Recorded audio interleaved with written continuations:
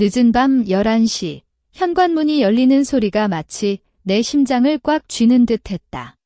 나는 거실 소파에 앉아 TV 화면을 보고 있지만 아무것도 안 보인다. 두 손은 무의식적으로 무릎에 꼭 붙잡고 있었다. 왔어. 나는 목소리가 살짝 떨리는지 모르고 천천히 고개를 돌렸다. 민주는 현관 신발장에서 구두를 벗고 안경을 벗어 안경줄을 목에 걸었다.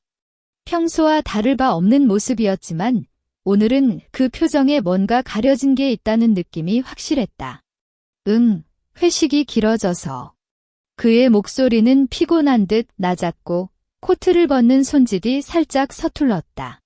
내가 그의 코트를 받아 걸어주려고 일어섰을 때 코트에서 은은한 여성 향수 냄새가 코끝을 스쳤다.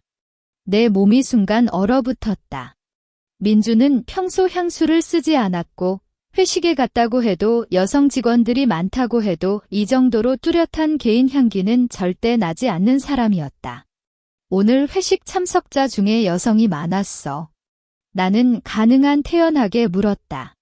민준이 신발을 신는 손을 멈추고 뒤를 돌아 나를 바라보았다. 아, 그래.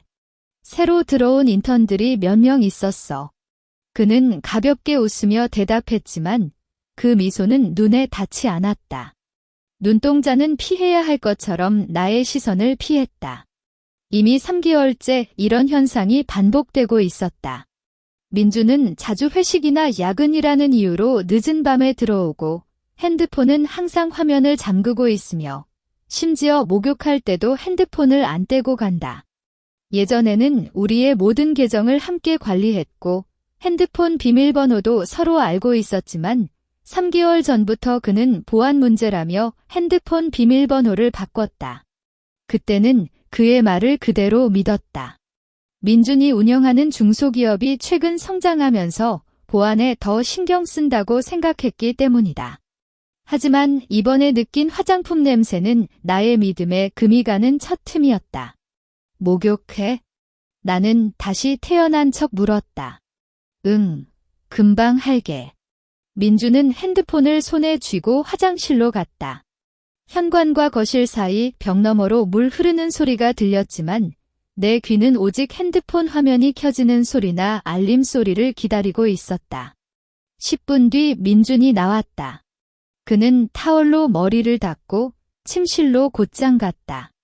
오늘 정말 피곤해서 일찍 자고 싶어. 그의 목소리는 여전히 피곤하다는 말처럼 나왔지만 나는 그가 피하는 것이라고 느꼈다. 나는 잠시 거실에 앉아 마음을 가라앉히려 애썼다. 만약 민준이 나를 배신한다면? 그 생각이 떠오르자 갑자기 가슴이 아파 숨이 막혔다. 우리가 15년 동안 함께한 시간, 결혼 초기에 어렵게 시작한 사업, 이 모든 게 거짓인 걸까? 나는 천천히 침실로 향했다. 민주는 이미 눈을 감고 잠든 듯 보였다. 호흡 소리는 평온해 보이지만 나는 그가 속삭이는 건지 모른다. 나는 그의 옆에 누웠고 어깨를 돌려 그의 뒷모습을 바라보았다. 밤새도록 잠을 설치다.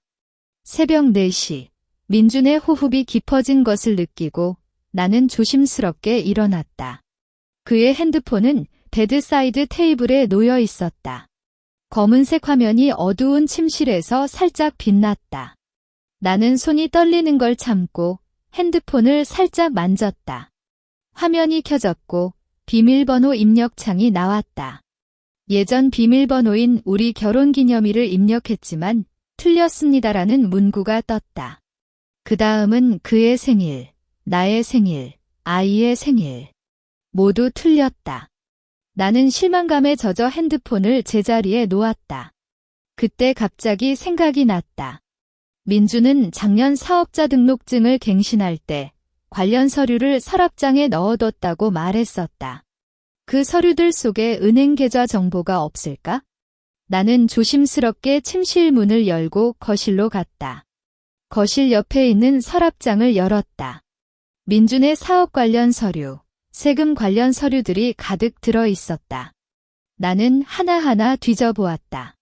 30분 후 서랍장 맨 아래에 묻힌 흰색 봉투를 발견했다. 봉투에는 비공개라고 손으로 적힌 글씨가 있었다. 나는 심장이 두근거리는 걸 느끼며 봉투를 열었다.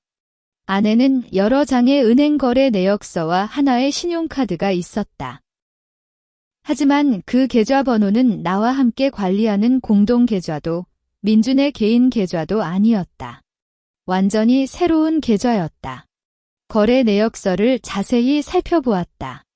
최근 3개월 동안 매달 500만 원에서 1000만 원씩 이체되는 기록이 잦았다. 이체받는 계좌 주인의 이름은 김수진이었다. 이 이름은 한 번도 들어본 적이 없다. 그리고 마지막 거래 내역은 지난주였다. 2000만 원이 김수진 계좌로 이체되었고 적요에는 선물이라고 적혀 있었다. 그 아래에는 또 다른 거래 기록이 있었는데 강남 아파트 전세금이라는 적요로 3억 원이 이체된 기록이었다. 3억 원. 그 돈은 우리가 작년에 아들 대학 등록금과 사업 확장 자금으로 마련해 둔 돈이었다. 민주는 사업 자금으로 안전하게 관리 중이라고 말했는데 이 돈을 이 낯선 여자에게 주고 있었다. 나는 거래 내역서를 들고 있는 손이 심하게 떨렸다. 눈물이 앞을 가렸고 가슴이 터질 듯이 아팠다. 그동안 민준의 이상한 행동, 숨겨진 핸드폰, 은은한 여성 향기. 이 모든 것이 이제 하나의 답을 만들었다. 배신이었다. 나를 15년 동안 믿고 사랑한 남편이 나의 재산을 빼돌려 다른 여자와 함께 쓰고 있었다. 나는 봉투를 다시 닫아 서랍장에 넣었다. 눈물을 닦고 거울을 보았다. 거울 속에 나는 얼굴이 창백했지만 눈동자에는 예전에는 없던 차가움이 차고 있었다. 슬픔과 분노가 마음속을 뒤덮지만 갑자기 차가운 결심이 생겼다. 그들이 나의 재산을 빼돌리려 한다면 나는 그들이 가장 소중히 하는 것을 가져가야겠다. 민준 명의로 된 회사. 그 회사가 그의 모든 것을 지탱하고 있으니 그 회사를 내가 가져가면 어떨까? 그때 민준이 침실에서 나오는 소리가 들렸다. 나는 재빨리 거울을 돌아보고 표정을 평온하게 만들었다. 일어났어. 민준이 거실로 와서 나를 바라보았다. 응, 아침이 됐으니까. 나는 가능한 가볍게 웃으며 대답했다. 그의 눈을 바라보았지만 이제 그 안에는 사랑이 아닌 배신의 흔적과 복수의 결심만이 보였다. 복수의 첫걸음은 오늘부터 시작된다. 아침 식탁에는 토스트, 계란, 그리고 민준이 좋아하는 카페라테가 차려져 있었다. 나는 식탁에 앉아 젓가락을 꼭 쥐고 있지만 입안에는 아무 맛도 느껴지지 않는다. 어젯밤 발견한 비밀과 배신의 아픔이 마음속을 뒤덮고 있어 음식을 먹을 마음이 하나도 없다. 오늘도 출근해야 해? 나는 천천히 입을 열었다. 목소리가 아직 약한 건 어쩔 수 없었다. 응, 오후에 중요한 미팅이 있어. 민주는 토스트를 물고 말했다. 그의 표정은 평소와 다를 바 없어 보였지만 나는 그 눈빛에 거짓이 가득 차 있다는 걸 알고 있었다. 그는 아직도 나를 속이려 하고 있었다. 그럼 잘 다녀오세요. 저녁은 뭐 먹을지 문자해 줄게. 나는 가볍게 웃으며 말했다. 그 미소는 거울 앞에서 수차례 연습한 결과였다. 아픔을 감추고 평온을 유지하는 건 이제 나의 첫 번째 과제였다. 민주는 카페라테를 마시고 서류 가방을 들고 현관으로 갔다. 응, 알았어. 너도 잘 지내. 그가 문을 닫는 소리가 들렸을 때 나의 표정은 순식간에 침침해졌다. 무릎에 얼굴을 묻고 참았던 눈물이 드디어 쏟아졌다. 15년간의 결혼 생활이 거짓이었다는 사실이 너무나 아팠다.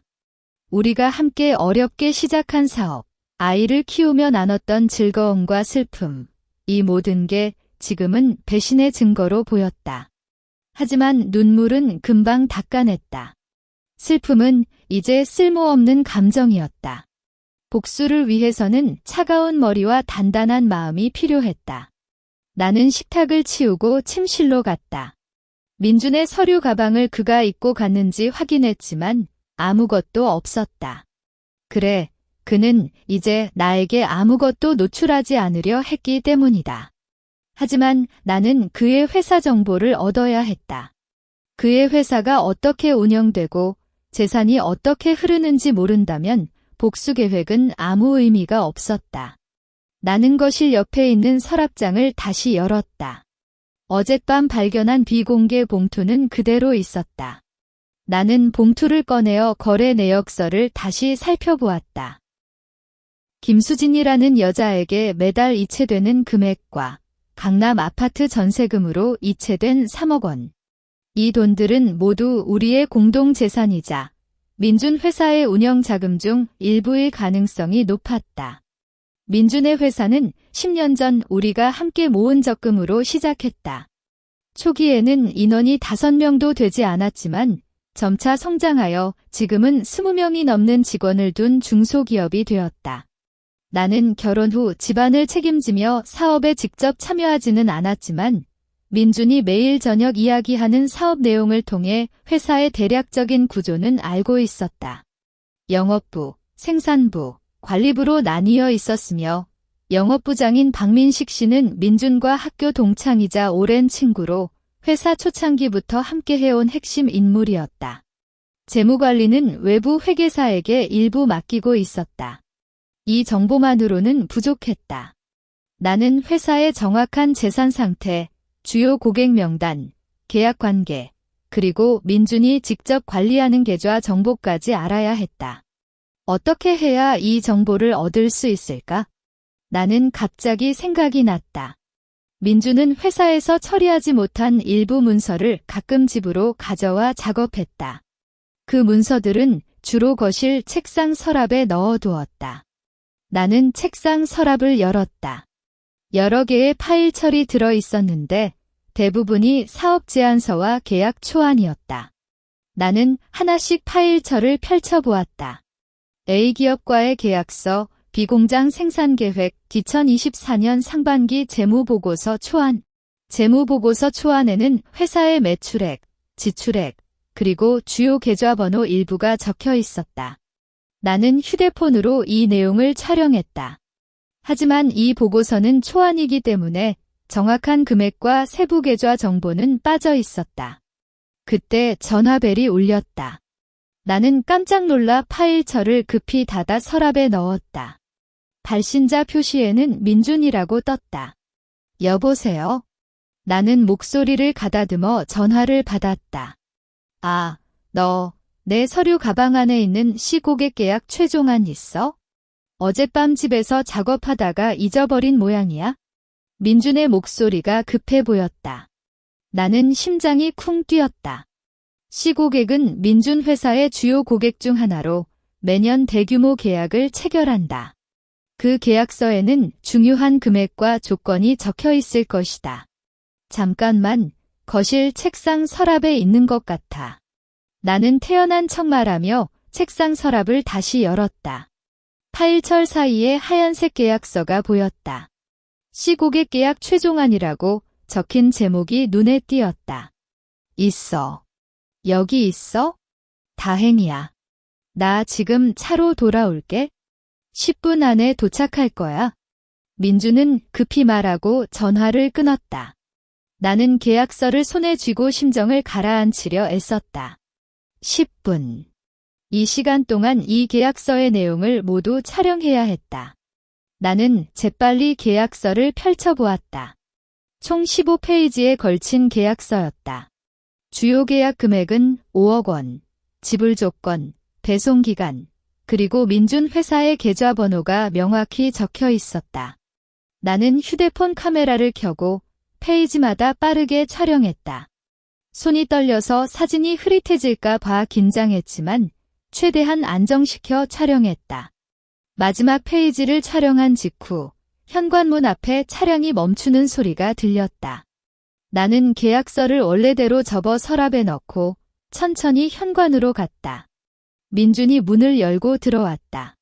계약서 어디에 있어? 거실 책상 서랍에 넣어뒀어. 나는 가볍게 말했다. 민주는 급히 거실로 가서 계약서를 꺼냈다. 고마워. 이 계약이 없으면 오후 미팅이 망가질 뻔했어. 그는 속으로 한숨을 쉬며 말했다.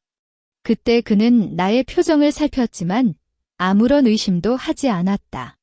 그럼 출근 잘 다녀오세요. 나는 다시 가벼운 미소를 지었다. 응. 민주는 계약서를 서류 가방에 넣고 다시 문을 닫고 갔다. 문이 닫히는 소리가 들렸을 때 나는 무릎이 약해져 벽에 기대었다. 심장이 너무 빨리 뛰어서 숨이 막혔다. 하지만 성공적으로 시고객 계약서를 촬영한 성취감이 조금씩 마음속을 채웠다. 나는 거실로 돌아가 휴대폰을 꺼냈다. 촬영한 계약서 사진을 확인했다. 모두 선명하게 촬영되어 있었다. 민준 회사의 계좌번호, 주요 고객 정보, 계약 금액. 이 모든 게 복수의 무기가 되었다. 하지만 이것만으로는 아직 부족했다. 나는 회계사의 연락처, 회사 내부의 인적관계, 그리고 민준이 김수진에게 재산을 이전하는 구체적인 경로까지 알아야 했다. 다음 단계는 외부 회계사를 찾는 것이다. 민준이 매달 15일에 회계사와 만나 재무보고서를 검토한다는 걸 기억했다. 15일은 오늘로부터 3일 뒤였다. 나는 캘린더에 15일을 표시했다. 그날까지는 더 많은 정보를 수집해야겠다. 나는 다시 서랍장을 열고 민준의 사업 관련 서류를 뒤져보았다. 이번에는 회사 직원 명단과 연락처가 적힌 파일을 발견했다. 영업부장 박민식, 생산부장 이철수, 관리부 직원 2명. 그리고 외부 회계법인 한세 회계법인의 이름과 연락처가 적혀 있었다. 나는 한세 회계법인의 연락처를 저장했다. 이제 복수의 다음 단계를 준비할 수 있었다. 숨겨둔 눈물과 아픔을 뒤로하고 차가운 결심으로 계획을 세워야 했다. 민준과 김수진이 나에게 준 아픔을 배로 갚아줄 것이다. 거실 책상에는 민준 회사의 계약서 사진, 직원 명단, 그리고 한세 회계법인의 연락처가 나열되어 있었다. 나는 의자에 앉아 이 모든 정보를 하나씩 살펴보며 마음속에 복수의 뼈대를 세웠다. 슬픔은 아직 남아있지만 이제는 그 슬픔이 복수의 에너지로 바뀌고 있었다. 민준의 회사는 우리의 첫 적금으로 시작했다. 결혼 초기, 우리는 월급의 절반을 모아 사업 자금을 마련했고 민준은 매일 밤늦게까지 노력했었다. 그때는 나도 아르바이트를 하며 돕고 아이가 태어난 뒤에도 밤새워 아이를 돌보며 민준의 뒤를 지원했다. 그래서 그 회사는 단순히 민준의 사업이 아니라 우리 가정의 모든 희망이 담긴 곳이었다. 하지만 이제 그 회사는 배신자의 생명줄이었다. 민준은 그 회사의 수익으로 다른 여자에게 아파트를 사주고 선물을 주고 있었다. 그래서 나는 그 회사를 가져가야 한다. 그가 가장 소중히 여기는 것을 빼앗아 그가 나와 같은 아픔과 절망을 느끼게 해야 한다. 나는 종이에 민준 회사의 구조를 간단히 그렸다. 대표는 민준, 핵심 관리는 영업부장 박민식, 생산부장 이철수. 재무는 외부인인 한세 회계법인의 회계사가 맡고 있다. 이 세 사람이 회사 운영의 핵심이었다. 박민식은 민준의 동창이자 오랜 친구라 신뢰관계가 단단할 것이고 이철수는 회사 초기부터 함께 해온 노련한 직원이겠지. 외부 회계사는 이익을 위해 민준을 따를 가능성이 높지만 만약 민준의 부정행위를 발견한다면 입장이 바뀔 수도 있었다. 복수의 핵심은 재무를 장악하는 것이다. 회사의 돈을 어떻게 움직이는지, 어떤 계좌에 있는지 알아야만 한다. 그리고 그 계좌의 권한을 내가 가져야 한다. 그렇게 하려면 먼저 한세 회계법인의 회계사를 접근해야 했다. 나는 휴대폰에서 한세 회계법인의 연락처를 찾았다. 전화를 걸기 전에 나는 말을 미리 연습했다. 안녕하세요. 민준 씨의 아내입니다. 민준 씨가 최근 사업이 바빠서 재무 관련 문서를 저에게 맡겼는데 몇 가지 확인할 점이 있어 연락드렸어요. 이렇게 말하면 회계사는 의심하지 않을 거라고 생각했다. 전화를 걸었다. 벨이 3번 울리자 사람이 받았다. 한세 회계법인입니다. 차분한 남성의 목소리가 들려왔다. 안녕하세요. 저는 김민준 대표님의 아내 이수진입니다. 민준이가 최근 사업이 바빠서 재무 관련해서 저에게 일부 권한을 넘겨줬는데 혹시 다음 주에 시간 있으신가요? 몇 가지 문서를 확인하고 싶어서요. 나는 목소리를 부드럽게 유지하며 말했다. 회계사는 잠시 생각한 뒤 물었다. 다음 주는 언제쯤 편하세요? 제가 금요일 오후에 시간이 있습니다. 금요일 오후 2시는 어떨까요? 좋습니다. 그럼 금요일 오후 2시에 법인에서 뵙겠습니다. 감사합니다. 그때 뵙겠습니다. 전화를 끊고 난 뒤 나는 한숨을 내쉬었다. 첫 단계가 성공했다. 금요일까지는 더 많은 정보를 수집해야 했다. 특히 민준이 김수진에게 돈을 송금하는 구체적인 경로와 회사 자금과 개인 자금을 섞어 쓰는 증거가 필요했다. 나는 다시 서랍장을 뒤졌다. 이번에는 민준의 개인 서류를 찾았다. 주민등록증, 신용카드 발급 내역, 보험계약서. 그 중에서 신용카드 거래 내역이 들어있는 봉투를 발견했다. 이 봉투에는 2024년 상반기 신용카드 거래 내역이라고 적혀 있었다. 나는 봉투를 열었다. 여러 장의 거래 내역서가 있었다. 대부분은 식당비, 주유비, 회사 관련 비용이었지만 몇몇 거래가 눈에 띄었다. 강남 백화점 화장품 코너에서 80만 원, 명품 가방 매장에서 150만 원, 리조트 예약에서 300만 원. 이 모든 거래는 주말에 발생했고 민주는 그 주말에 야근이나 출장이라고 말했었다. 이 돈들은 모두 김수진에게 쓴 돈일 것이다. 나는 이 거래 내역서도 휴대폰으로 촬영했다. 이제 민준이 개인 자금으로 김수진에게 선물을 사주는 증거도 확보했다. 하지만 이것보다 더 중요한 것은 그가 회사 자금을 개인적으로 사용하는 증거였다. 그 증거가 있다면 회계사를 설득하기도 쉽고 나중에 법적 절차를 밟을 때도 유리할 것이다. 그때 아이의 방에서 소리가 들렸다. 아들 지훈이가 깨어났다. 엄마. 나는 급히 서류를 정리하고 아이 방으로 갔다. 지훈아, 잘 잤어. 지훈이는 12살이었다. 아직은 부모님의 문제를 모르고 있었다. 나는 지훈이에게 웃으며 안아줬다. 학교 가기 전에 아침 먹을 거 사와야 할 것 같아. 엄마가 다녀올게. 혼자 있어도 괜찮아. 응, 엄마. 나는 지훈이를 다시 재우고 외출 준비를 했다. 시장에 가는 길에 나는 민준 회사 근처에 있는 카페로 갔다. 그 카페는 민준이 직원들과 자주 모이는 곳이었다. 아마도 직원들 사이에서는 민준의 비밀을 아는 사람이 있을지도 모른다. 카페에 들어가니 몇 명의 직원들이 테이블에 모여 이야기를 나누고 있었다. 그중 관리부에 이영희 씨가 있었다. 이영희 씨는 회사에 5년째 근무했고 가끔 민준과 함께 식사하는 경우도 있었다. 나는 그녀에게 다가갔다. 영희 씨, 안녕하세요? 이영희 씨는 깜짝 놀란 표정을 지었다. 아, 수진 씨. 안녕하세요. 왜 이리 오셨어요? 지훈이가 학교 가기 전에 먹을 거 사오려고 지나가다가 여기서 쉬고 싶어서요. 혼자 오셨어요? 아니요. 동료들과 점심 먹고 이야기 나누고 있어요. 이영희 씨는 옆에 있는 직원들을 가리켰다. 나는 웃으며 말했다. 그럼 방해 안 할게요. 그런데 민준이 요즘 너무 바빠서 걱정이 돼. 회사 사업은 잘 되고 있나요? 이영희 씨의 표정이 살짝 어두워졌다.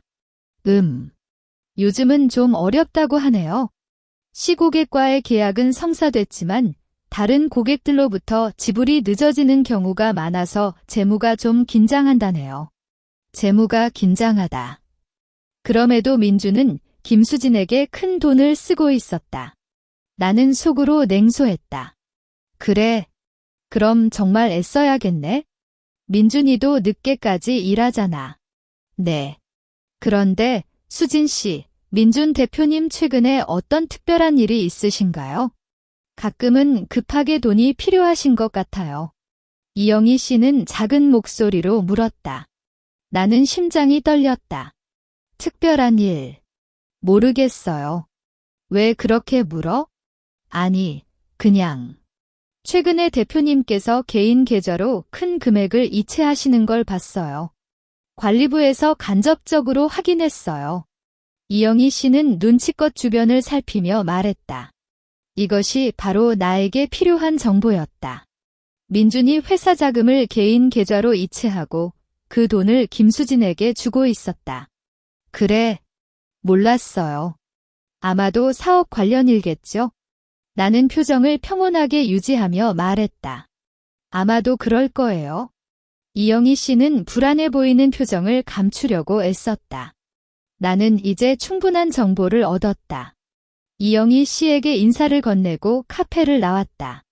시장에서 지훈이가 좋아하는 빵과 우유를 사고 집으로 돌아갔다. 집에 돌아오니 지훈이는 숙제를 하고 있었다. 엄마, 왔어. 응, 지훈아가 좋아하는 빵 샀어. 나는 빵을 내밀고 거실로 갔다. 다시 책상에 앉아 나는 복수의 계획을 구체적으로 적었다. 첫째, 금요일에 회계사와 만나 민준의 재무부정 행위를 알리고 회계 정보를 공유받는다. 둘째, 이영희 씨와 같은 관리부 직원을 통해 회사 자금의 흐름을 더 자세히 파악한다. 셋째, 영업부장 박민식을 설득하여 자신의 편으로 돌린다. 넷째, 회사의 주요 고객과의 관계를 유지하며 민준이 아닌 나를 인식시킨다. 다섯째, 최종적으로 민준의 회사 지분을 내 이름으로 옮기고 그를 파산시킨다. 이 계획은 위험하지만 나는 포기할 수 없었다. 민준과 김수진이 나에게 준 아픔을 갚기 위해서는 이렇게 해야 했다. 나는 종이에 적은 계획을 접어 지갑에 넣었다. 금요일이 오기를 기다렸다. 그날이 복수의 진짜 시작이 될 것이다. 금요일 오후 1시 50분, 한세 회계법인 앞에 섰다. 검은색 정장에 스카프를 두른 나는 표정을 최대한 평온하게 유지하며 손가락으로 휴대폰 화면을 살짝 터치했다. 안에 저장된 민준의 신용카드 거래 내역과 비밀 통장 이체 기록이 오늘 만남의 핵심 무기가 될 것이다. 법인 관문에 출입증을 보여주고 안으로 들어갔다. 직원이 안내해주는 대로 회의실로 갔을 때 이재훈 회계사가 이미 기다리고 있었다. 그는 안경을 쓰고 차분한 표정으로 앞에 놓인 노트북에 손을 얹고 있었다. 안녕하세요. 이수진입니다. 어제 연락드렸어요. 나는 인사를 건넸다. 김민준 대표님 부인 맞으시죠? 앉으세요. 회계사는 가볍게 웃으며 손짓했다. 민준 대표님은 오늘 출장이라 오지 못한다고 하셨어요? 네, 시외에서 중요한 미팅이 있어서요. 나는 의자에 앉아 가방에서 미리 준비한 파일을 꺼냈다. 사실 민준이 요즘 너무 바빠서 재무관리를 제가 좀 도와주려고 하는데 몇 가지 의문점이 있어서 왔어요. 이 회계사는 눈을 살짝 찌푸렸다. 의문점. 어떤 부분인가요? 우리가 함께 관리하는 공동계좌 외에 민준이 개인적으로 운영하는 비밀 통장이 있는지 알고 계세요? 나는 직접적으로 물었다. 이 회계사가 민준의 비밀을 알고 있는지 아니면 모르는지 확인해야 했다. 이 회계사의 표정이 살짝 변했다. 비밀 통장. 저는 모르겠어요. 대표님은 회사 계좌와 개인 계좌를 명확히 구분해서 운영하신다고 말씀하셨어요. 그렇다고요. 나는 휴대폰을 꺼내어 어젯밤 촬영한 비밀 통장 거래 내역을 보여주었다. 이 계좌는 뭔가요? 매달 500만 원에서 1000만 원씩 이체되고 있고 마지막으로는 3억 원을 김수진이라는 사람에게 이체했어요. 이 돈은 어디서 나온 건가요? 이 회계사는 휴대폰 화면을 자세히 살펴보았다. 표정이 점차 심각해졌다. 이 계좌는 저도 처음 봅니다. 대표님께서 이런 계좌가 있다는 걸 전혀 말씀하지 않으셨어요. 그럼 이 돈은 회사 자금일 가능성이 높잖아요. 나는 목소리를 살짝 높였다. 민준이 최근 사업 확장 자금이라고 관리 중이라고 말한 3억 원이 이 계좌를 통해 김수진에게 갔어요. 김수진이 누군지 아시나요? 회계사는 고개를 끄덕였다. 김수진 씨. 저는 대표님의 거래처로 알고 있습니다. 최근에 새로운 프로젝트를 함께 진행한다는 이야기를 들었어요. 거래처. 나는 웃음을 참았다. 정말로 거래처인가요? 이 사람에게는 강남 아파트 전세금으로 3억 원을 주고 매달 선물로 500만 원에서 1000만 원을 주고 있어요. 거래처와 이 정도 금액을 주는 건 보통이 아닌데요. 회계사는 입을 다물었다. 그는 이제 상황을 알고 있었다. 민준이 회사 자금을 개인적인 관계에 사용하고 있다는 사실을. 이건 좀 심각하네요. 만약 회사 자금을 개인적으로 사용하셨다면 세금 문제도 발생할 수 있고. 그렇습니다. 그래서 저는 걱정이 됩니다. 나는 표정을 걱정스럽게 만들었다. 민준이도 모르게 이런 일이 일어나고 있다면 회사가 망할 수도 있고 심지어는 법적 책임을 져야 할 수도 있어요. 이 회계사님도 함께 책임을 져야 할 거 아니에요? 결국 회사 재정을 관리하고 계시잖아요. 이것이 바로 나의 목적이었다. 이 회계사에게 자신의 위험을 경고하는 것이다. 만약 민준의 부정행위가 드러나면 회계사로서 그도 책임을 피할 수 없다. 이걸 이용해 그를 자신의 편으로 돌릴 수 있었다. 이 회계사는 긴장해서 손가락을 꼬았다. 그럼 수진 씨는 어떻게 하려고 하세요? 저는 회사가 망가지지 않고 가정도 흩어지지 않기를 바랍니다. 나는 진지하게 말했다. 그러니 앞으로 회사의 재무관리는 저와 함께 진행해 주세요. 모든 거래 내역을 저에게도 공유해주고 민준이 큰 금액을 이체하려 할 때는 저에게도 알려주세요. 이렇게 하면 민준 씨가 실수하지 않고 회계사님도 안전하시겠죠? 이 회계사는 잠시 생각했다. 그의 눈동자에는 갈등이 보였다. 하지만 결국 현명한 선택을 했다. 알겠습니다. 그렇게 하겠습니다. 앞으로는 모든 재무 관련 문서를 수진 씨에게도 공유하고 큰 금액의 이체는 미리 연락드리겠습니다. 정말 감사합니다. 이 회계사님. 나는 안도하며 웃었다. 그리고 이 일은 잠시 비밀로 해주세요. 민준이 지금 너무 바빠서 스트레스가 많은데 갑자기 이런 걸 알면 큰 충격을 받을 거예요. 저도 천천히 이야기해 드릴게요. 알겠습니다. 비밀로 하겠습니다. 이 회계사는 노트북을 열고 회사의 주요 계좌 정보와 최근 거래 내역을 보여주었다. 나는 이 내용을 휴대폰으로 촬영했고 중요한 부분은 메모로 적었다. 민준 회사의 총 자산 규모, 주요 입출금 계좌, 미수금 정보. 이 모든 정보가 나의 복수 계획에 큰 도움이 될 것이다. 그럼 오늘은 여기까지 하겠습니다. 다음 주에는 또 만나서 상세한 이야기 나눠보겠습니다. 나는 파일을 정리하고 일어났다. 네, 수진 씨. 필요하시면 언제든지 연락주세요. 이 회계사는 겉으로는 차분했지만 속으로는 안도하는 듯 했다. 법인을 나와 길을 걸을 때 나는 느긋하게 한숨을 내쉬었다. 복수의 핵심 단계인 회계사와의 협력이 성공적으로 이루어졌다. 이제 민준의 회사 재정을 내가 통제할 수 있게 되었다. 그가 어떤 돈을 쓰고 어떤 사람에게 송금하는지 알 수 있게 되었다. 그러나 이것은 단지 시작에 불과했다. 다음 단계는 영업부장 박민식을 설득하는 것이다. 그는 민준의 오랜 친구이자 회사의 핵심 인물이기 때문에 그를 자신의 편으로 돌릴 수 있다면 복수는 한층 수월해질 것이다. 집으로 돌아가는 길에 휴대폰이 울렸다. 발신자 표시에는 민준이었다. 수진아. 오늘 저녁은 외식할까? 회식이 취소됐어. 나는 속으로 냉소했다. 이제 그의 모든 행동이 내 눈에 보인다. 좋아요. 어디서 만나? 집 근처에 있는 스테이크 하우스 어때? 내가 좋아하던 곳이잖아.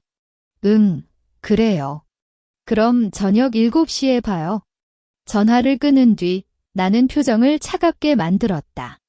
민준이 왜 갑자기 외식을 제안하는지 알 수 없지만 아마도 김수진과의 약속이 취소됐거나 나에게 뭔가 속이려고 할 것이다. 하지만 이제 나는 그의 속임수를 다 꿰뚫어 볼 수 있다. 집에 돌아오니 지훈이가 방과 후 와서 게임을 하고 있었다. 엄마, 왔어. 응, 지훈아. 오늘 저녁 아빠랑 스테이크 먹을 거야? 나는 아이에게 웃으며 말했다. 정말. 좋아. 지훈이는 기뻐하며 손을 들었다. 나는 지훈이를 안아주었다. 이 아이가 유일한 힘이자 복수를 끝낸 뒤 새로운 삶을 살아가는 이유였다. 민준과 김수진이 이 아이의 행복까지 빼앗으려 했다는 생각이 나의 복수 결심을 더욱 굳건하게 만들었다. 저녁 7시 스테이크 하우스에 도착했다. 민준이 이미 테이블에 앉아 기다리고 있었다. 오, 수진아, 지훈아. 왔어. 그는 밝게 웃으며 손짓했다. 그 미소는 정말 거짓스러웠다. 응. 나는 가볍게 웃으며 의자에 앉았다. 메뉴를 보고 주문하는 동안 민주는 요즘 회사가 잘 되고 있어서 다음 달에 해외여행 갈까? 라고 말했다. 지훈이도 방학이니까 함께 가자. 정말. 지훈이는 기뻐했다. 응, 당연하지. 민주는 지훈이에게 웃으며 말했지만 나를 바라볼 때 눈빛이 살짝 어두웠다. 그는 아직도 나를 속이려 하고 있었다. 나는 웃으며 말했다. 좋아요. 지훈이도 좋아하니까? 하지만 내 마음속에는 이미 복수의 다음 단계를 계획하고 있었다. 박민식 영업부장을 설득하는 방법, 그리고 민준과 김수진을 최종적으로 패배시킬 방법. 이제 게임은 본격적으로 시작됐다. 민준아, 너와 김수진이 내게 준 아픔을 이제 갚아받을 시간이 온다. 스테이크 하우스에서의 저녁 식사는 표면적으로는 평화롭게 흘렀다. 민준은 지훈이에게 재미있는 이야기를 해주며 웃고 나에게는 요즘 피곤하지 않아. 건강관리 잘해 같은 말을 하며 관심을 표시했다. 하지만 그의 눈빛은 결코 진정되지 않았고 자주 핸드폰을 쳐다보는 버릇이 고쳐지지 않았다. 아빠, 해외여행 갈 때는 어디가 좋아? 지훈이는 스테이크를 잘라가며 물었다. 지훈아가 원하는 대로 갈게. 유럽은 어때? 프랑스나 이탈리아. 민주는 아이에게 밝게 웃었다. 나는 속으로 웃음을 참았다. 아직도 아이를 이용해 나를 속이려 하다니 정말 하찮았다. 그래도 비용이 많이 들 텐데. 정말 괜찮아? 나는 가볍게 물었다. 괜찮아. 회사가 잘 돼서 돈은 충분해. 민주는 자신만만하게 말했다. 그는 아직도 나에게 회사가 잘 되고 있다는 거짓말을 하고 있었다. 하지만 이제 나는 그의 거짓말을 모두 알고 있었다. 저녁을 마치고 집으로 돌아온 뒤 지훈이는 금방 잠들었다. 민주는 거실에서 TV를 보다가 오늘 피곤해서 일찍 자고 싶어라고 말하며 침실로 갔다. 나는 그 뒤를 따라갔지만 잠을 잘 수 없었다. 민준이 잠든 것을 확인한 뒤 나는 다시 거실로 나와 휴대폰을 꺼냈다. 이재훈 회계사에게 문자를 보냈다. 이 회계사님, 혹시 민준이 최근에 개인 지출을 회사 비용으로 처리한 적이 있나요? 예를 들어 식당비, 쇼핑비 같은 거? 잠시 후 회계사의 답장이 왔다. 네, 몇 가지 있습니다. 지난달 강남모 레스토랑에서 30만 원, 명품 가방 매장에서 150만 원, 리조트 이용료 300만 원을 모두 회사 경비로 처리했어요. 대표님은 법무 관계자와 식사 영업용 선물 업무 여행이라고 신고했어요. 바로 그거다.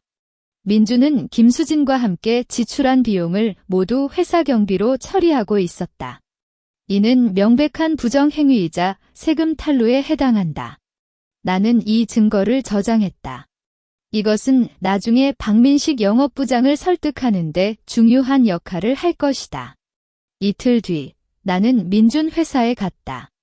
박민식 영업부장을 만나기 위해서였다. 안녕하세요.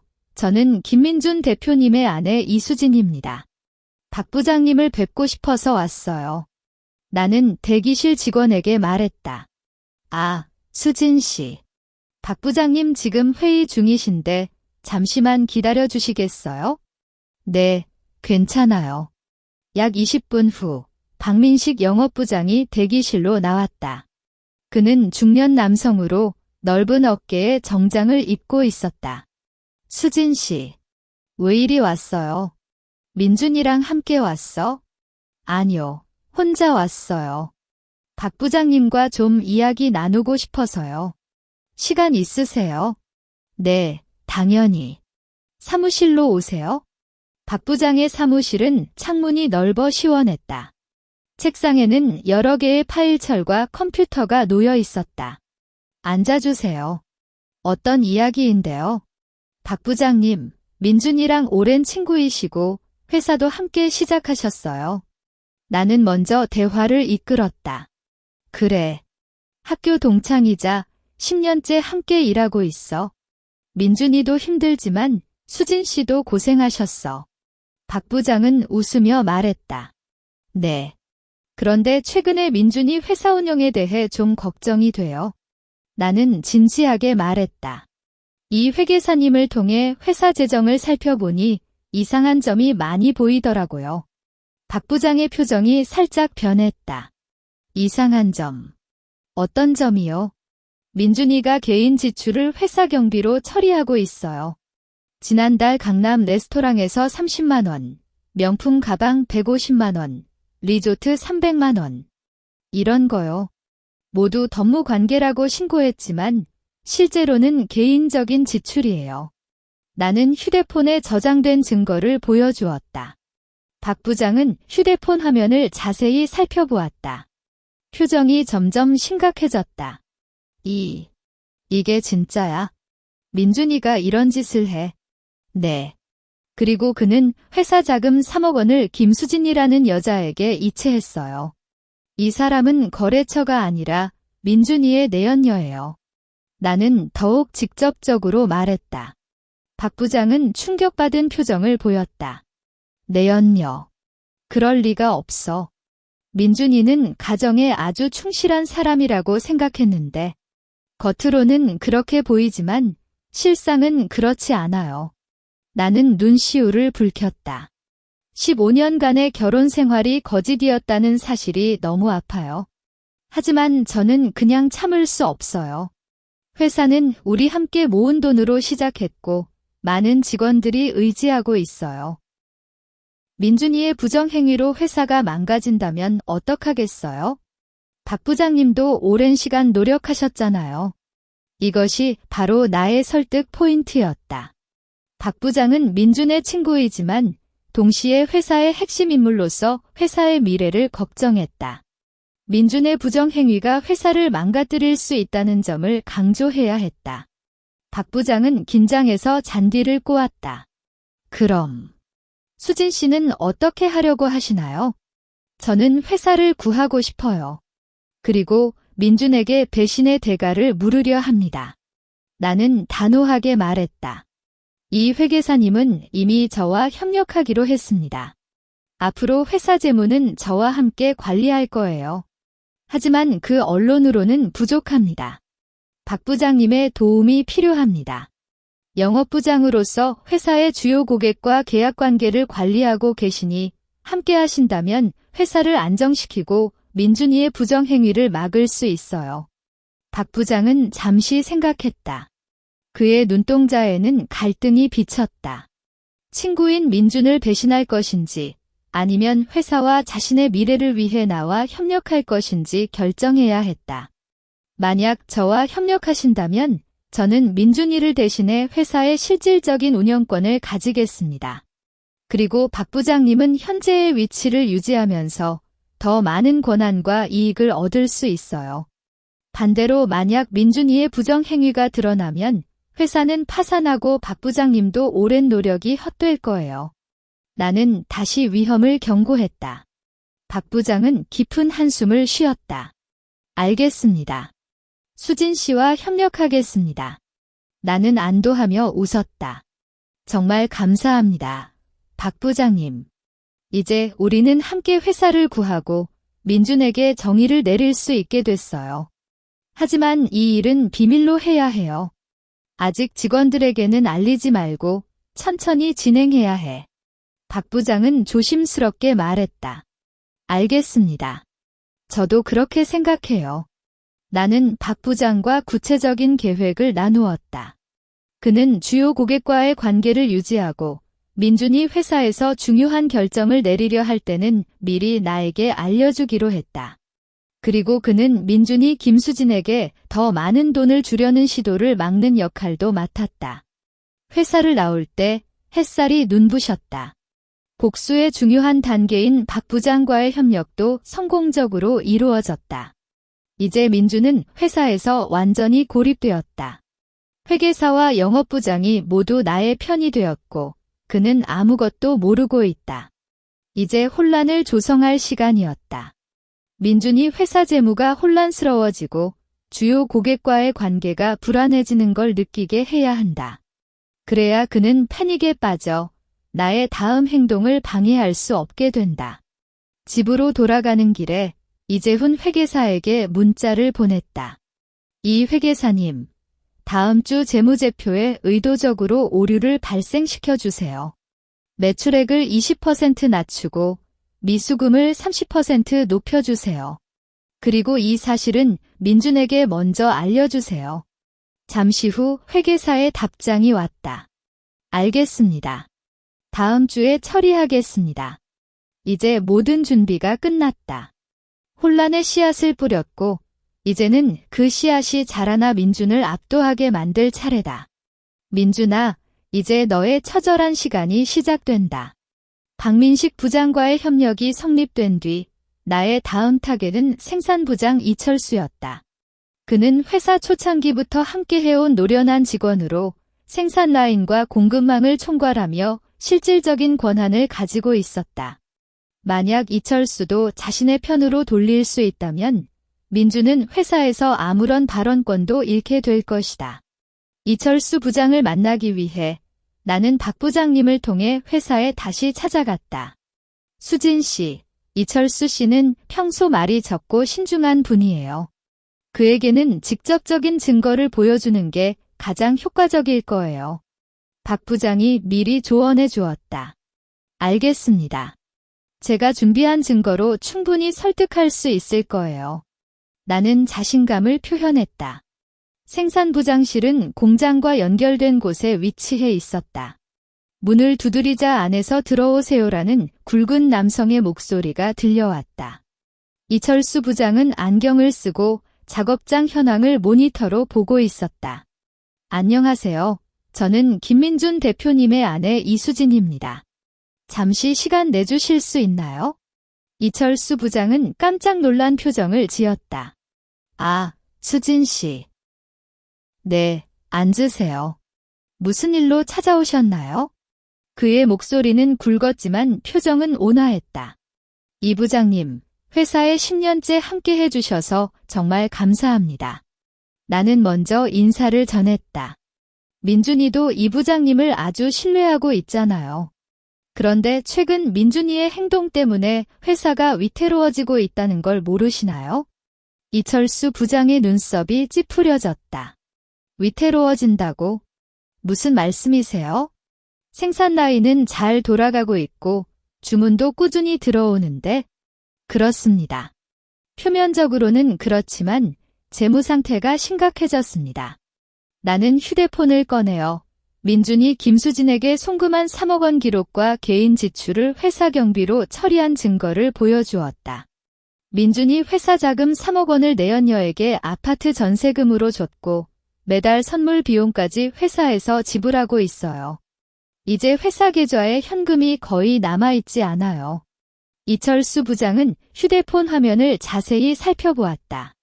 그의 표정이 점차 진지해졌고 손가락이 턱을 괴고 있었다. 이게 정말인가요? 대표님은 왜 이런 짓을 하시는 건가요? 저도 모르겠어요. 그냥 배신했어요. 나는 눈물을 참으며 말했다. 하지만 저는 회사를 망치고 싶지 않아요.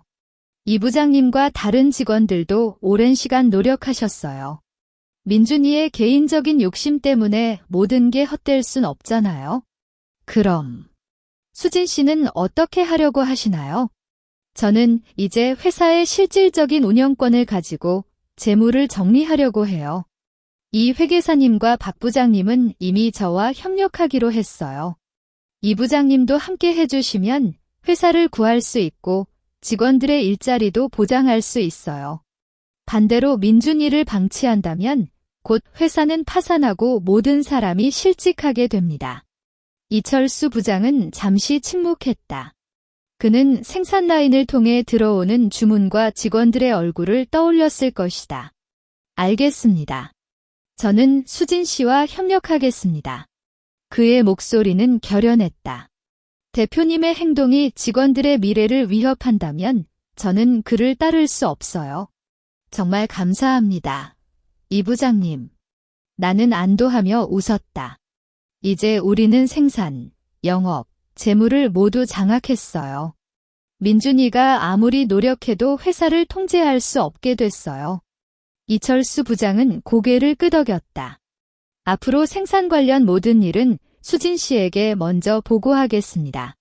공급망과 주문 현황도 매일 업데이트해서 알려드릴게요. 그렇게 해주시면 정말 큰 도움이 됩니다. 회의를 마치고 나올 때 박 부장이 복도에서 기다리고 있었다. 어때요? 이철수 씨가 협력해 주셨어요. 네, 성공했어요. 이제 생산부도 우리 편이 되었어요. 좋아요. 그럼 이제 주요 고객 정보를 넘겨드릴게요. 박 부장은 서류 가방에서 파일을 꺼냈다. 이 파일에는 시고객을 포함한 주요 거래처 담당자 연락처, 계약 조건, 미래 계획이 모두 적혀 있어요. 수진 씨가 직접 이들과 연락해서 앞으로는 당신을 통해 업무를 진행하도록 알려주세요. 나는 파일을 받고 감사의 말을 전했다. 이 파일은 회사의 생명선인 주요 고객 관계를 내가 장악하는 핵심이었다. 박 부장님, 정말 감사합니다. 이제 모든 준비가 끝났어요. 집으로 돌아온 뒤 나는 파일을 꼼꼼히 살펴보았다. 시고객의 담당자는 이재훈 부장이었고 그와의 계약은 매년 갱신되는 5억 원 규모였다. 또 다른 주요 고객인 D기업과 E기업도 각각 3억 원, 2억 원 규모의 계약을 맺고 있었다. 나는 먼저 시고객의 이재훈 부장에게 전화를 걸었다. 안녕하세요, 이 부장님. 저는 김민준 대표님의 아내 이수진입니다. 최근 회사 내부 구조를 조정해서 앞으로 제가 주요 계약 관리를 맡게 되었어요. 그래서 인사드리려고 연락드렸습니다. 이재훈 부장은 친절하게 응답했다. 아, 수진 씨. 안녕하세요. 민준 대표님께서 말씀하셨어요. 앞으로도 잘 부탁드립니다. 감사합니다. 이 부장님. 계약 관련이나 다른 문제가 생기면 언제든지 연락주세요. 제가 직접 관리하겠습니다. 알겠습니다. 그럼 잘 부탁드립니다. 다음으로 D기업과 E기업 담당자에게도 차례로 전화를 걸었다. 모두 민준이 미리 통지해 놓았다는 이유로 원활하게 통화가 이루어졌다. 민준은 아마도 아내가 재무관리를 도와준다는 이유로 이들을 설득했을 것이다. 그는 절대 생각하지 못했을 것이다. 이 모든 통화가 그를 버리는 첫 단계였고 나는 그의 주요 고객을 하나하나 자신의 영역으로 만들고 있었다. 그날 저녁 민준이 집에 돌아왔다. 그의 표정이 매우 좋지 않았다. 오늘 이 회계사가 재무제표를 보내줬는데 매출이 왜 이렇게 낮아진 거야? 그는 거실에 들어오자마자 소리쳤다. 나는 의자에 앉아 태연하게 대답했다. 어때? 재무가 긴장하잖아. 이제야 알겠어? 내가 계속 그렇게 돈을 쓰니까. 민준의 눈이 불을 폈다. 내가 어떻게 돈을 썼다고? 회사 운영에 필요한 거라며. 정말 그래? 그럼 이 회계사가 보내준 경비 내역을 봐. 나는 휴대폰을 내밀었다. 강남 레스토랑 30만 원, 명품 가방 150만 원, 리조트 300만 원. 이게 뭐야? 업무 관계라고 신고했지만 실제로는 누구랑 갔어? 민준의 얼굴이 갑자기 창백해졌다. 그는 이 회계사가 이런 걸 나에게 보여줄 줄 몰랐다. 그게 뭐야? 김수진과 함께 갔잖아. 나는 시끄럽게 말했다. 3억 원도 주고 매달 이렇게 돈을 쓰고 이제 회사가 망할 건데 너 아직도 속이려 해? 민주는 입을 감았다. 그는 이제 말을 할 수 없었다. 증거가 앞에 놓여 있었기 때문이다. 그럼 어떻게 해야 해? 그의 목소리가 작아졌다. 패닉에 빠진 것이다. 어때? 이제야 겁이 났어? 나는 웃음을 참았다. 앞으로 회사 재무는 내가 관리할 거다. 너는 그냥 대표 자리에 앉아 있기만 해. 중요한 결정은 내가 내린다. 민주는 분노에 찬 눈으로 나를 쳐다보았다. 하지만 그 안에는 무력감이 가득했다. 내가 이 모든 걸 계획한 거야? 그래. 내가 나를 배신했을 때부터 이 날을 기다렸어. 나는 차갑게 말했다. 이제 너는 내 손아귀에 있다. 내 말을 듣지 않으면 너는 아무것도 남지 않게 될 거다. 민주는 소리를 지르지 못하고 그저 서 있었다. 그의 자존심은 무너졌고 패닉에 빠졌다. 이것이 바로 내가 원했던 결과였다. 그를 겁먹게 하고 무력하게 만들고 마침내 그의 모든 것을 빼앗는 것이다. 그날 밤 민주는 방에 혼자 갇혀 있었다. 나는 거실에서 주요 고객과의 연락 기록을 정리하며 다음 단계를 계획했다. 이제 민주는 회사의 재무, 영업, 생산, 주요 고객 관계를 모두 내가 통제하고 있다는 걸 깨달았을 것이다. 그의 의심은 이제 확산되고 그의 절망은 점점 깊어질 것이다. 복수의 여정은 이미 중반을 넘겼다. 이제는 민준을 최종적으로 패배시키는 단계만 남았다. 그는 아직도 끝을 모르고 있다. 하지만 나는 알고 있었다. 그의 파산과 절망이 앞으로 몇 주 안에 펼쳐질 것이라는 것을. 민준이 방에 갇힌 그 밤, 나는 거실에서 이재훈 회계사와 박민식 부장에게 각각 문자를 보냈다. 민준이 재무제표의 오류에 의문을 제기했고 이제 나를 의심하기 시작했어요. 앞으로 그의 질문에는 시장 경기 침체 고객 지불 지연 회사 구조 조정이라는 이유로 답변해 주세요. 서로 입을 맞춰야 해요. 회계사와 박 부장은 모두 즉시 답장을 보내며 알겠습니다라고 확인했다. 이제 누구도 실수를 해서는 안 됐다. 민준의 의심이 확산되면 오랜 시간 준비한 복수 계획이 모두 물거품이 될 수 있었다. 이틀 뒤, 민준은 평소보다 2시간 일찍 집에 돌아왔다. 그의 얼굴은 검게 질렸고 눈동자에는 혼란과 분노가 뒤섞여 있었다. 너 정말 회사 재정을 잘 관리하고 있어? 그는 거실에 들어서자마자 내게 다가와 물었다. 그의 손이 내 팔을 꽉 움켜쥐었고 힘이 세서 아팠다. 왜 그러는 거야? 아파. 나는 그의 손을 뿌리치고 뒤로 물러섰다. 내가 관리하려고 애쓰는데 너는 왜 이렇게 의심해? 시장이 안 좋아서 매출이 떨어지는 거잖아. 이 회계사님도 그렇게 말했잖아. 이 회계사. 그 자식이 너 편을 들고 있는 거 아닐까? 민주는 소리치며 주변을 둘러보았다. 난 방금 회사에 다녀왔어.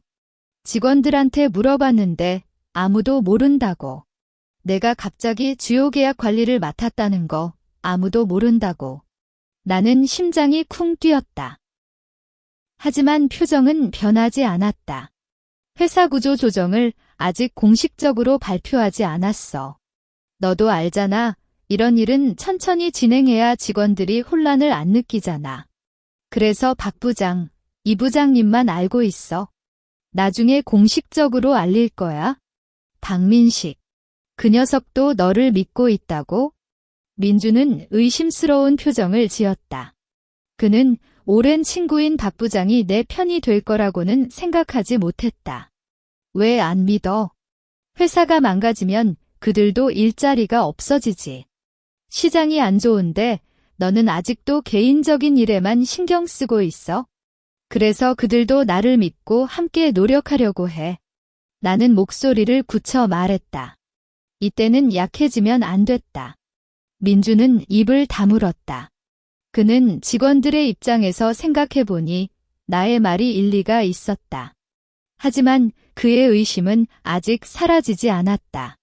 그럼 고객 지불이 왜 지연되는데? C고객 같은 경우는 예전에는 꼭 제때 지불했어. 이제는 왜 2개월째 지불하지 않아? 그건 C고객 측에서 내부적인 문제가 생겼어. 박 부장이 직접 만나서 확인했는데 다음 달에 함께 지급해주겠다고 했어. 나는 미리 준비한 대답을 했다. 실제로는 C고객이 이미 지급한 금액을 내가 별도의 계좌에 모아두고 있었지만 민준에게는 그렇게 말해야 했다. 민준은 잠시 침묵했다. 그는 내 눈을 바라보며 내가 거짓말을 하고 있는지 확인하려 했다. 하지만 나는 그의 시선을 직접 마주하고 평온하게 웃었다. 너도 그만 의심하고 회사를 위해 함께 노력하자. 이렇게 서로 의심하는 것보다 시장을 개척하거나 고객 관계를 강화하는 게 중요하지 않아? 민주는 깊은 한숨을 내쉬었다. 그의 어깨가 축 처지고 분노가 조금씩 가라앉았다. 그래. 그럼 다음 달까지 기다릴게. 만약 다음 달에도 매출이 안 나오고 고객 지불도 안 된다면 너는 그만 관리해. 알겠어. 나는 가볍게 대답했다. 하지만 내 마음속에는 냉소로 웃음을 지었다. 다음 달에는 이미 회사의 지분을 대부분 내 이름으로 옮겨놓을 것이고 민준은 아무것도 할 수 없게 될 것이다. 민준이 방으로 가려 할 때 휴대폰이 울렸다. 발신자 표시에는 박 부장이었다. 수진 씨, 대표님이 방금 회사에 와서 저한테 물어보셨어요. 수진 씨가 주요 계약 관리를 맡는다는 게 진짜야? 매출이 왜 떨어지는 거야? 라고. 제가 시장 경기와 고객 지불 지연이라고 답변했어요. 대표님은 의심스러워 하시지만 별다른 반응은 없으셨어요. 고마워요, 박 부장님. 그대로 유지해주세요. 이제 조금만 더 참으면 돼요. 알겠습니다. 수진 씨도 조심하세요. 전화를 끊은 뒤 나는 휴대폰을 꼭 쥐었다. 민준의 의심은 아직 끝나지 않았다. 그는 아마도 다음으로 이재훈 회계사를 찾아가 질문할 것이다. 심지어는 김수진에게도 연락해서 무언가 확인할 수도 있었다. 나는 즉시 이재훈 회계사에게 문자를 보냈다. 민준이 이제 당신을 찾아갈 거예요. 절대 당황하지 마시고 이전에 약속한 대로 답변해 주세요. 그리고 민준이 김수진에게 연락한다는 소식이 들어오면 바로 알려주세요. 알겠습니다. 수진 씨. 저는 준비되어 있습니다. 그날 저녁, 민준은 방에서 혼자 식사를 했다. 그는 나에게 아무 말도 하지 않고 그냥 술을 마시고 있었다. 거실에서 TV를 보고 있지만 그의 시선은 항상 나를 향해 있었다. 의심의 눈빛이 나를 쫓아오는 것처럼 느껴졌다. 새벽에 이재훈 회계사의 문자가 왔다. 수진 씨, 대표님이 방금 전화하셨어요. 재무 상태에 대해 질문하셨고 제가 시장 경기 침체와 고객 지불 지연이라고 답변했어요. 그리고 대표님은 김수진 씨와의 프로젝트 진행은 잘 되고 있나라고 물어보셨어요. 저는 아직 초기 단계라 잘 모르겠다고 답변했어요. 김수진. 민주는 역시 그녀에게도 연락한 거였어. 그는 아직도 김수진을 믿고 있었고 그녀와의 프로젝트를 통해 회사를 구할 수 있다는 기대를 품고 있었다. 정말 속기 쉬운 사람이었다. 나는 문자를 보고 웃었다. 감사합니다. 이 회계사님. 이제 모든 게 예상대로 진행되고 있어요. 이틀 뒤, 민주는 갑자기 해외여행 계획을 취소했다. 회사가 이렇게 안 좋은데 여행 갈 생각을 못해. 그는 차갑게 말했다. 지훈이에게는 자빠가 회사 일이 바빠서라고 말해줘. 알겠어. 나는 대답했다. 지훈이는 아마 실망하겠지만 이건 필요한 희생이었다. 민준이 이제부터는 회사에 모든 시간을 쏟아붓게 될 것이고 그의 집중을 분산시키는 건 나의 이익이었다. 그러나 민준의 의심은 계속되었다. 그는 매일 저녁 회사에서 받은 서류를 꼼꼼히 살펴보고 가끔은 직원들에게 전화해서 회사 상황을 물어보았다. 하지만 모든 사람이 나와 같은 입장으로 답변했기 때문에 그는 아무런 증거도 찾지 못했다. 어느 날 저녁, 민주는 나에게 너 정말로 나를 사랑했어? 라고 갑자기 물었다. 그의 눈동자에는 슬픔이 비쳤다. 15년 동안 함께 살았는데 너는 나에 대해 아무것도 믿지 않아? 나는 가슴이 아팠다.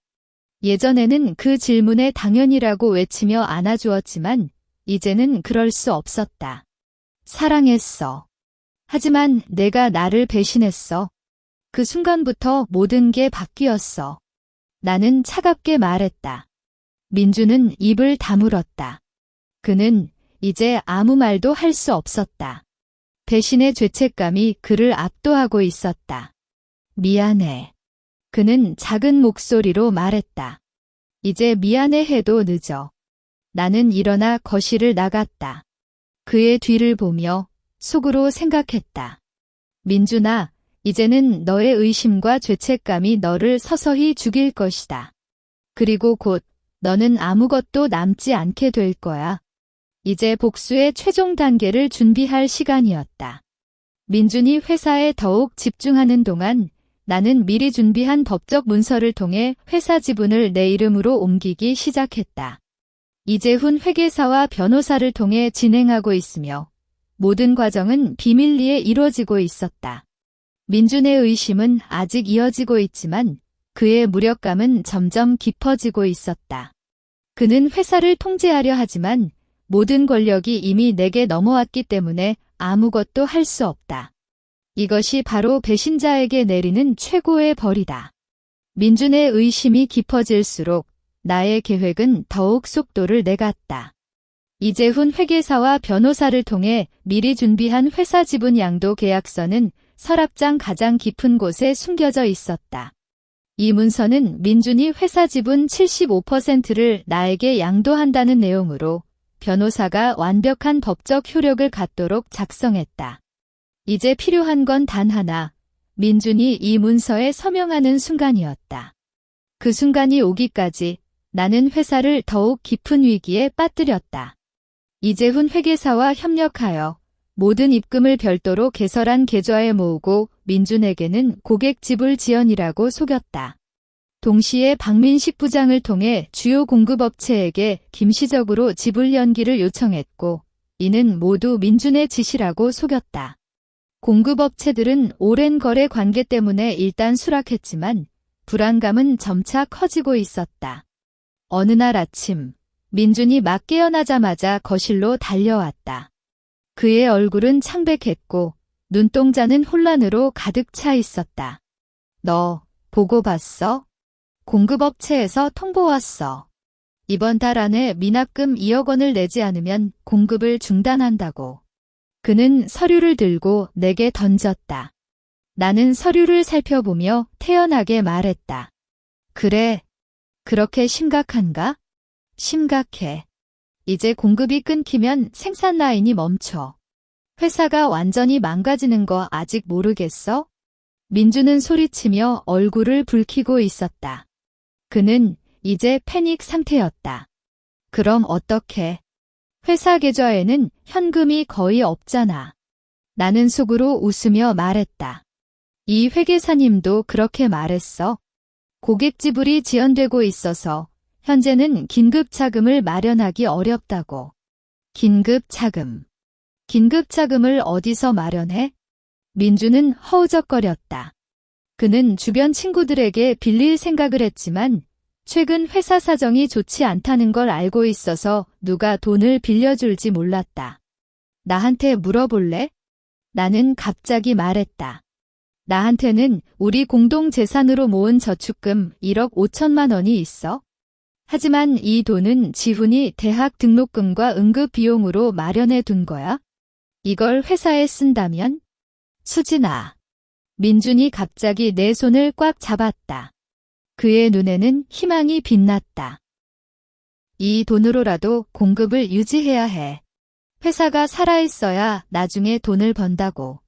지훈이 대학 등록금은 나중에 벌어서 내줄게.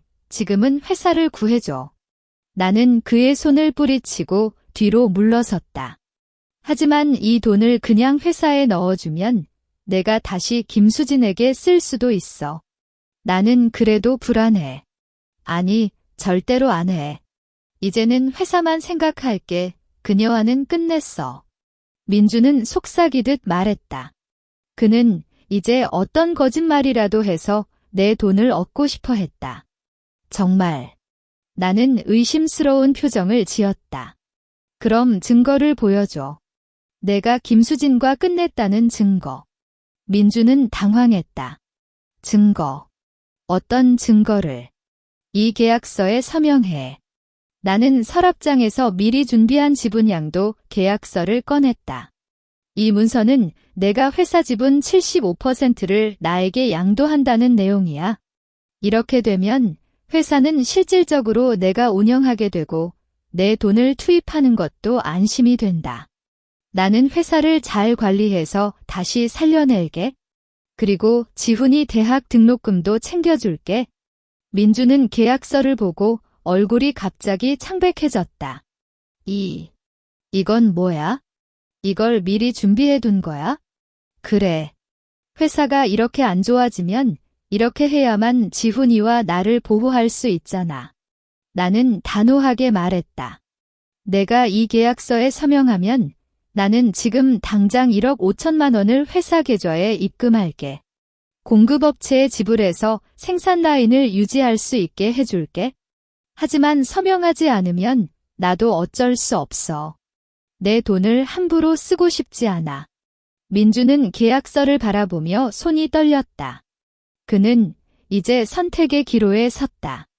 회사를 구하기 위해 자신의 지분을 빼앗기거나 아니면 회사를 버리고 파산하는 것.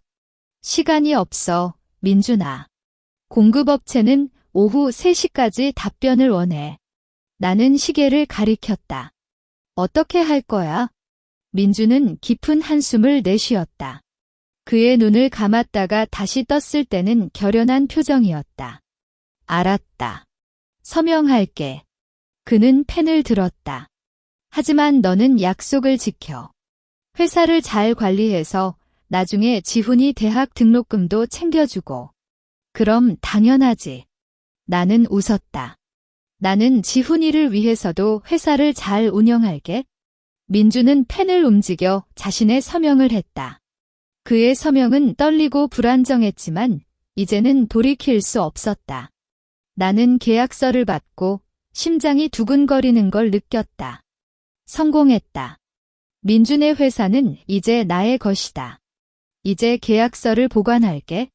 지금 당장 은행에 가서 돈을 입금할게. 나는 계약서를 가방에 넣고 일어났다. 빨리 해줘. 민주는 지쳐있는 표정으로 말했다. 그는 이제 모든 걸 포기한 것처럼 보였다. 나는 은행에 갔다. 하지만 나는 약속을 지키지 않았다. 1억 5천만 원을 회사 계좌에 입금하는 대신 나의 별도 계좌에 모으고 있었다. 공급업체에게는 아무것도 지급하지 않을 것이다. 이제 회사는 나의 것이기 때문에 그 운명은 내가 결정한다. 집으로 돌아온 뒤 민준이 급히 물었다. 돈 입금했어? 공급업체에 연락했어? 응, 입금했어. 공급업체에도 연락해서 지금 당장 송금한다고 말했어. 나는 거짓말을 했다. 이제 안심해. 생산 라인이 멈추지 않을 거야? 민주는 안도하며 한숨을 내쉬었다. 그는 의자에 앉아 허리를 굽히고 있었다. 지분을 잃은 아픔보다는 회사가 살아남았다는 안도감이 더 컸다. 하지만 그는 몰랐다. 이제 그에게 남은 건 오직 절망뿐이라는 것을. 나는 방으로 들어가 변호사에게 문자를 보냈다. 민준이 서명했어요. 계약서를 제출해서 법적 절차를 진행해 주세요. 회사 지분 75%를 내 이름으로 옮겨주세요. 변호사는 즉시 답장을 보냈다. 알겠습니다. 수진 씨. 내일부터 법적 절차를 시작하겠습니다. 대략 일주일 내에 모든 절차가 완료될 예정입니다. 나는 문자를 보고 웃었다.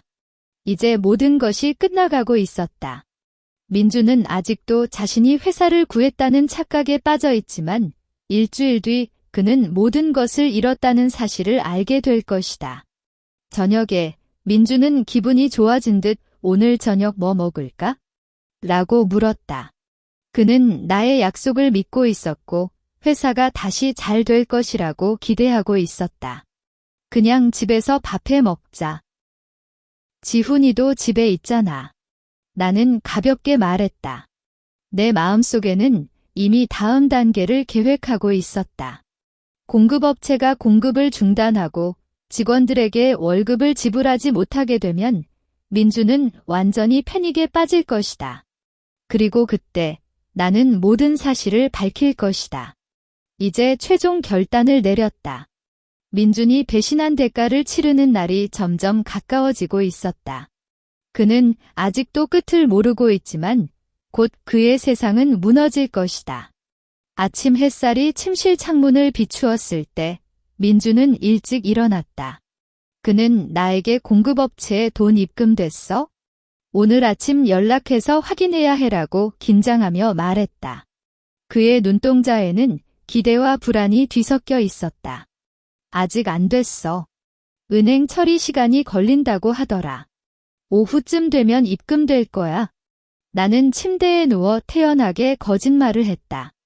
그는 지금 아무것도 모르고 있기 때문에 내 말을 그대로 믿을 수밖에 없었다. 민주는 속으로 한숨을 쉬며 빨리 처리되길 바란다고 말했다. 그는 회사로 달려가 공급업체와 통화를 했다. 하지만 공급업체는 아직 돈이 입금되지 않았다며 단호하게 답했다. 어때? 돈 안 왔어? 나는 거실에서 커피를 마시며 물었다. 민준의 얼굴이 어두워졌다. 아직 안 됐어. 이 회계사한테 전화해서 물어봐. 알겠어. 나는 이재훈 회계사에게 전화를 걸었다. 미리 약속한 대로 회계사는 은행 시스템 오류로 인해 입금이 지연되고 있다고 말했다. 나는 민준에게 회계사 말하길 은행 시스템에 문제가 생겨서 오늘 저녁까지 입금될 거래라고 전했다. 민준은 불안해하며 방을 돌아다녔다. 이따가 또 공급업체에 연락해야겠다. 생산 라인이 멈추면 안 되는데. 그는 점점 불안감이 커지면서 오후 2시경 회사로 갔다. 거기서 직접 이 회계사랑 만나서 확인할게. 돈이 안 들어오면 큰일이야. 그래, 조심히 가. 나는 그의 뒤를 보며 속으로 냉소했다. 이제 그는 마치 쫓겨난 개처럼 허우적거리고 있었다. 민준이 떠난 뒤 나는 박민식 부장에게 문자를 보냈다. 민준이 회사에 갔어요. 이 회계사님과 만나서 돈 입금 여부를 확인할 거예요. 아까 약속한 대로 해주세요. 알겠습니다. 수진 씨. 제가 처리하겠습니다. 오후 4시, 민준의 전화가 왔다. 그의 목소리는 떨리고 있었다. 수진아. 이 회계사가 말이 안 돼. 회사 계좌에 아무것도 없어. 거의 빈 계좌야. 나는 심장이 쿵 뛰었지만 표정을 유지하며 말했다. 뭐라고? 어떻게 그럴 수 있어? 내가 1억 5천만 원을 입금했는데. 아니, 아무것도 없어. 이 회계사가 속이고 있어. 너도 속이고 있어. 민주는 소리치며 분노에 찬 눈으로 나를 쳐다보고 있었다. 비록 전화 통화였지만 그의 분노가 너무나도 분명했다. 내가 왜 속이겠어? 나도 지훈이를 위해 회사를 구하고 싶어. 나는 슬픈 어조로 말했다. 어쩌면 이 회계사가 문제를 만들고 있는 거야? 아니면 너가 다른 데서 돈을 썼어? 내가 어디서 돈을 썼다고? 민주는 더욱 분노했다. 지금 그런 거 생각할 때가 아니야. 회사 계좌가 비어있는 건 사실이야. 이제 어떻게 하지? 공급업체가 공급 중단 통보를 해왔어. 생산 라인이 이미 멈췄어. 그의 목소리에는 절망이 스며들었다. 그는 이제 회사가 망할 것이라는 사실을 직접 느끼고 있었다. 그럼 어쩌라고? 내가 할 수 있는 건 다 했어. 나는 무력한 척 말했다. 민주는 침묵했다. 그의 숨소리가 거칠게 들렸다. 곧 갈게. 집에 와서 얘기하자. 30분 후 민준이 집에 돌아왔다. 그의 옷은 구겨져 있었고 머리도 헝클어져 있었으며 눈동자는 혼란으로 가득 차 있었다. 이 회계사를 불러. 그 자식이 뭐라고 말하는지 직접 들어봐. 그럼 이제 뭐 해? 이미 늦었잖아. 나는 의자에 앉아 차갑게 말했다. 늦었다. 뭐가 늦었다고? 민주는 나에게 다가와 팔을 꽉 잡았다. 너는 이 모든 걸 계획한 거지? 나를 속여서 회사 지분을 빼앗은 거지? 나는 그의 손을 뿌리치고 뒤로 물러섰다. 그래. 그렇다고. 민주는 충격받은 표정을 지었다. 뭐라고? 내가 나를 배신했을 때부터 이 날을 기다렸어. 내 회사, 내 재산, 내가 소중히 여기는 모든 걸 빼앗아 주려고. 나는 결연하게 말했다. 김수진에게 3억 원을 주고 매달 선물까지 사주고 회사 자금을 마음대로 썼잖아. 이제 이 모든 게 대가를 치르는 거야? 민준의 얼굴이 갑자기 창백해졌다. 그럼 그 돈도 내가 안 넣은 거야? 당연히. 너 같은 사람에게 내 돈을 쓸 리가 없어. 나는 웃었다. 이제 회사는 내 것이고 넌 아무것도 없어졌어. 파산이야. 파산. 민주는 혼란스러워하며 방을 돌아다녔다. 아니, 이건 아니야. 나는 회사를 가지고 있어. 25% 지분이 남아있잖아. 25%? 그 지분이 뭐 하나? 회사 계좌는 빈 건데? 공급업체는 공급을 중단했고 주요 고객은 이미 나와 협력하기로 했어. 내 25% 지분은 그냥 종이에 적힌 글자에 불과해. 나는 차갑게 말했다. 민주는 절망에 빠졌다. 그는 갑자기 휴대폰을 꺼냈다. 김수진. 수진에게 전화해야 해. 그녀가 도와주고 싶어 할 거야. 그는 김수진에게 전화를 걸었다. 하지만 전화는 연결되지 않았다. 안 받아. 왜 안 받아? 그는 다시 전화를 걸었지만 결과는 같았다. 그는 문자를 보냈다. 수진아, 긴급한 일이 생겼어. 돈 좀 빌려줘. 회사가 망할 것 같아. 하지만 문자에도 답장이 없었다. 민주는 더욱 초조해졌다. 그녀가 왜 이러는 거야? 평소에는 내 말에 무조건 따랐잖아. 나는 웃었다. 그녀가 너에게 돈을 빌려줄 거야? 너가 파산했어. 이제 너는 아무 가치도 없어졌어. 그녀는 그냥 너를 이용했을 뿐이야. 아니, 그렇지 않아. 수진아는 나를 사랑해. 민주는 소리치며 자신을 속이려 했다. 그는 계속해서 김수진에게 전화를 걸고 문자를 보냈다. 하지만 아무런 응답도 없었다. 마침내 김수진이 문자를 보냈다.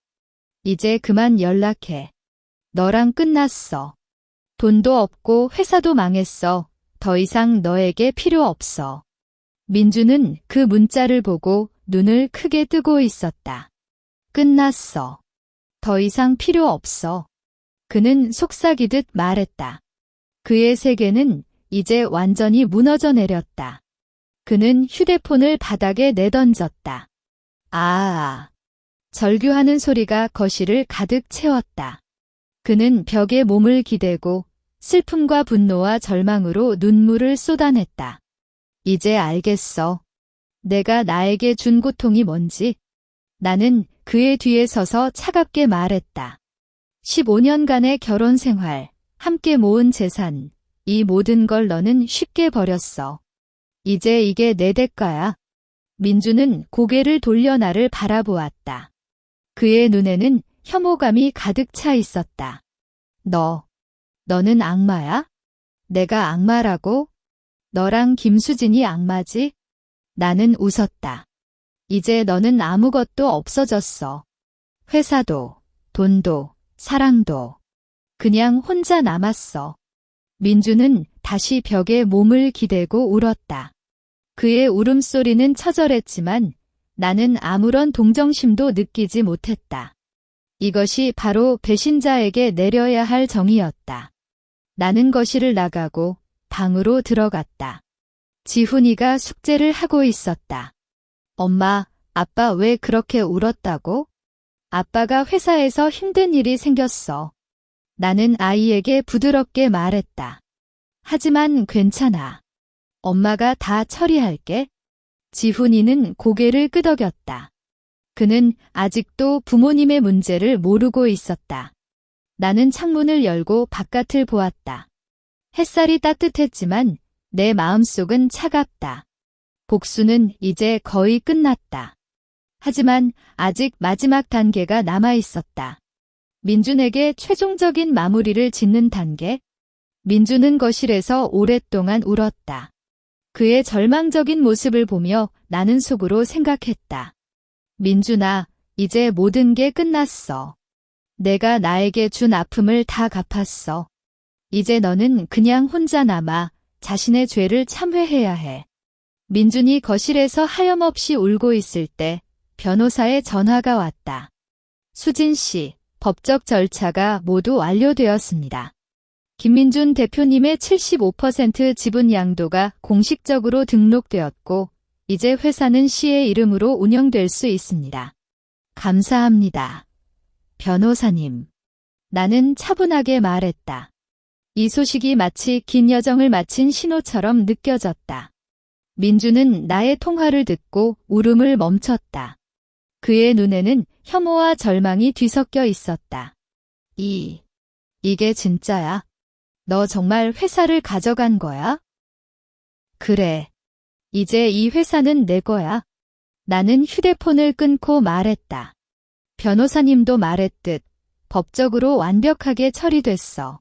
너는 이제 그냥 구경꾼일 뿐이야. 민주는 기절할 듯이 기울어졌다.